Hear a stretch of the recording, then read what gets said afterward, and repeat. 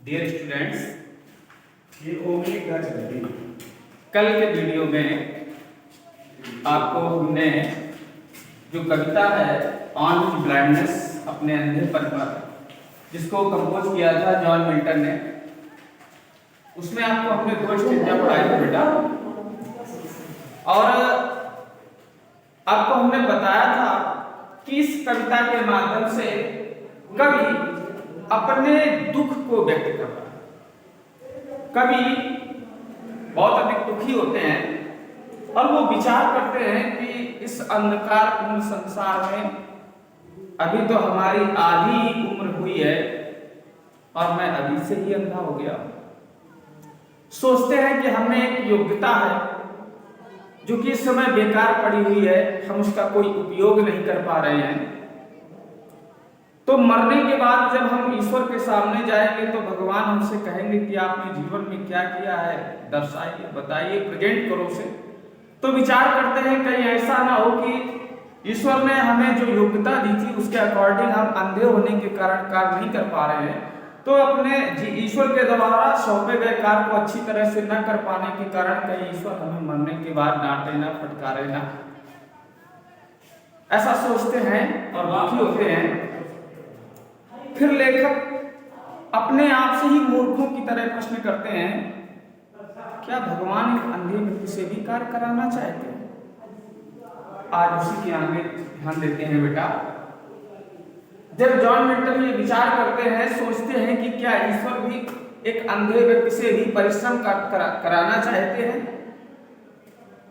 तो कवि कह रहे हैं कि पैटियंस जो है, पैटियंस माने होता है धैर्य, मेरा धैर्य क्या करता है, शून्य रिप्लाइज, शीघ्र ही उत्तर देता है मेरे इस प्रश्न का। क्योंकि कवि ने अपने आप से ही प्रश्न पूछा था कि क्या भगवान भी एक अंधे व्यक्ति से कार्य कराना चाहते हैं, तो कवि का जो धैर्य है वो रिप्लाई करता है, कवि को ये बताता है, उत्तर देता है। किस लिए?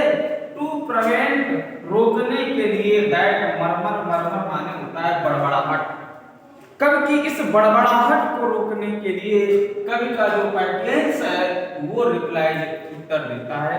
तो कवि का धैर्य क्या कवि से कहता है, समझने का प्रयास करें बेटा। यहां पर ध्यान देंगे बेटा, अगर फिगर ऑफ स्पीच की बात करेंगे तो यहां पर जो पैटियंस है यहां पर क्या कार्य कर रहा है, रिप्लाई, उत्तर देने का कार्य।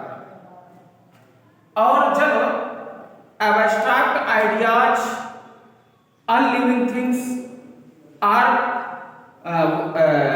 पुट एज लिविंग बीइंग्स, जब इनको सजीवों की तरह इनका प्रयोग किया जाता है तो वहां पर पर्सोनिफिकेशन होता है, मानवीकरण अलंकार होता है। और यहां पर दूसरा अलंकार मरमर से अगर हम देखेंगे, बड़बड़ाहट, जहां से एक साउंड उत्पन्न होती है, तो वहां पर ओनोमाटोपोइया अलंकार होता है। तो यहाँ पर दो अलंकार हमारे सिद्ध हो रहे हैं। तो ध्यान देते हैं, कवि का जो धैर्य है, कवि की बड़बड़ाहट को रोकने के लिए क्या रिप्लाई करता है, धैर्य कहता है, God doth not need either man's work, भगवान को डथ नॉट नीड, डथ का मतलब है डज नॉट नीड, आवश्यकता नहीं है, आइदर मैन्स वर्क, किसी भी व्यक्ति से कार्य की, भगवान को किसी भी व्यक्ति से कार्य कराने की आवश्यकता नहीं है। और ही जो वन गिफ्ट, या भगवान ने जो उपहार दिए हैं उनको भी वो वापस लेना नहीं चाहते हैं। भगवान ये नहीं चाहते हैं कि हमने आपने जो एबिलिटी दी है उसके अकॉर्डिंग आप मेरे लिए ही कुछ करें। तो ये कवि का धैर्य कवि को समझाता है, बताता है कि भगवान को किसी भी व्यक्ति से किसी भी तरह के कार्य की कोई आवश्यकता नहीं है और न ही भगवान से दिए हुए उपहारों को वापस लेना चाहते हैं किसी से। हु, जो लोग, बेस्ट माने अच्छे तरीके से, बियर माने सहन कर लेते हैं, हिज माने अपने, मिल्ड माने हंसी खुशी से, यॉक माने कष्टों को। धैर्य बताता है कि वो लोग जो बहुत ही अच्छी तरीके से, मिल्ड हंसी खुशी से, यॉक माने अपने कष्टों बियर कर लेते हैं, सहन कर लेते हैं, ऐसे लोग भी सर्वहिम वेस्ट भगवान की बहुत अच्छी तरह से सेवा करते हैं। जरूरी नहीं कि भगवान के लिए किया ही जाए, भगवान हमें जिस स्थिति में भी रखे, अगर हम खुशी खुशी से उस स्थिति में रहें तो इसका भी यही अर्थ निकलता है कि हम उसकी सेवा ही कर रहे हैं। तो जो लोग कष्टों में भी खुशी प्रदर्शित करते हैं, यानी कष्टों को हंसी खुशी से सहन कर लेते हैं, वो लोग भी ईश्वर की उत्तम तरीके से सेवा ही करते हैं। और ईश्वर की जो स्टेट है, कंडीशन है, वो कैसी है? धैर्य ही बता रहा है कि हिज स्टेट इज किंगली। जो ईश्वर है उनकी जो स्थिति है वो किंगली, कैसी है? राजाओं की तरह। बल्कि ऐसा भी कहा जा सकता है कि he is the king of Kings. जो भगवान है वो तो राजाओं के भी राजा। थाउजेंड्स, हजारों देवदूत एट हिज बिडिंग, उसके आदेश का पालन करते हैं, और वो भी कैसे? स्पीड, तेज गति से।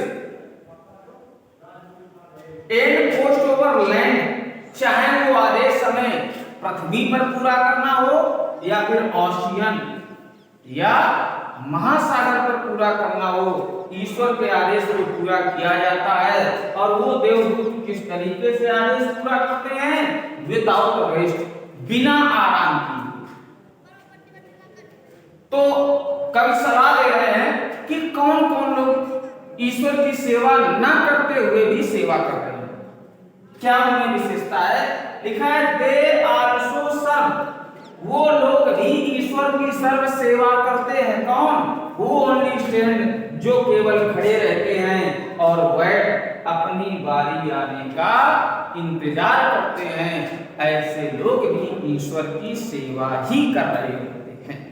यानी कभी अपने आप को सांत्वना इस तरीके से दे लेता है कि मैं अंधा तो हूं, लेकिन मैं ईश्वर की सेवा करना चाहता हूं, अर्थात मेरे मन में विचार है, तो मैं स्टैंड हूं, खड़ा हूं और बैठ इंतजार कर रहा हूं, लेकिन किसी व्यवस्था के बस नहीं कर पा रहा हूं, तो मैं भी ईश्वर की सेवा ही कर रहा हूं। यानी मन में इच्छा होना भी ईश्वर की सेवा करने के बराबर है। तो इसका बेटा आप रिवाइज करेंगे और एक्सप्लेन भी करने का प्रयास करेंगे, और साथ में आगे हम इसको आपको इसकी सेंटर आइडिया भी बताएंगे। फिलहाल आप पूरी जो पोयम है उसकी सही से तैयारी करें।